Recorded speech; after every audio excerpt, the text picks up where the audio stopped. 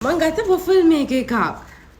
මං හැම වෙලේම කඩෙන් එක එක ඒවා ඕඩර් කරනවානේ මම ඒ නිසා හිතුවා ගෙදරම හදලා බලන්න ඕනි කියලා. අන්බොක්ස් කරමු. මම මේක ඕඩර් කරේ ඔන්ලයින්. ගැජට් සිටි කියන සයිට් එකේ මම මෙන්ෂන් කරන්නම්. හොඳේ. මෙන්න මේ තියෙන්නේ. මේක හાર્ට් ෂේප්.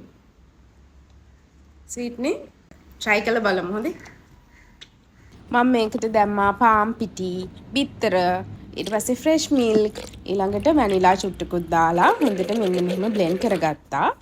ඊට පස්සේ වොෆල් මේකර් එකේ බටර් චුට්ටක් ගාලා ප්‍රීහීට් වෙන්න තිබ්බ විනාඩි 2ක් විතර. ඊට පස්සේ තමයි මේ මික්ෂර් එක දැම්මේ.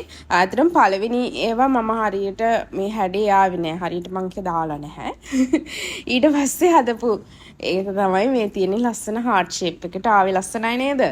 ඉතින් මම බටරුයි මී පැණි එක තමයි අද කන්න යන්නේ. මොකද මම ස්ට්‍රෝබෙරි වගේ දේවල් ගෙනත් තියාගත්තේ නැහැ. ඉතින් මම මේක ටෙස්ටිං එකටනේ ඉස්සෙල්ලාම කරේ.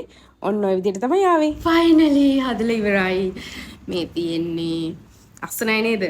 සුවඳයි යන්නේ.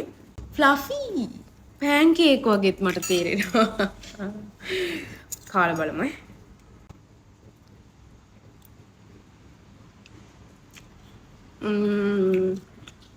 ඔසා බනානා හරි ස්ට්‍රෝබෙරි හරි තිබ්බනම් රස වෙන්නේ. අද මම ටෙස්ටිං එකක් කරේ. චොකලට් ටොපින් එක තිබ්බනම් ගොඩාක් රස වෙන්නේ. මට හිතෙනවා පරාදේ කියලා මම මේව කඩින් මෙච්චර කල් සල්ලි ගොඩාක් දීලා කෑවි. ඇයි මේකක් ගන්නකොට ගොඩක් ගණන්නේ?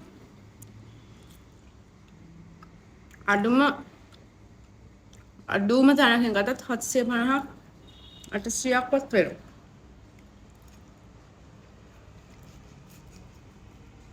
ඔයගොල්ලෝ try කරලා බලන්න.